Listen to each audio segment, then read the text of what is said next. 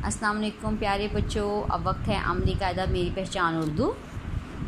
यहाँ पर हम तस्वीर देखेंगे सफ़ा नंबर 22 पर। यहाँ पर आप एक तस्वीर देखेंगे कि तस्वीर है तरबूज़ की। तरबूज़ की आवाज़ है त। चलिए त बनाना सीखते हैं। यहाँ से आप इसके ऊपर ऊपर लिखिएगा, ऊपर ऊपर ऊपर ऊपर आप जाइएगा और इसके ऊपर हैं 2 नुक्ते यानी कि 2 बीज त। इस तरह से त की आप प्रैक्टिस कीजिए।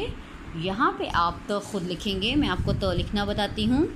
यहाँ से आप फ्लैट लेके आएंगे, यहाँ से आप लाइन के ऊपर और यहाँ से स्ट्रेट त। फिर आप त की आधी शक्ल लिखेंगे। आधी शक्ल का मतलब है त पूरा नहीं होगा, त सिर्फ आधा होगा।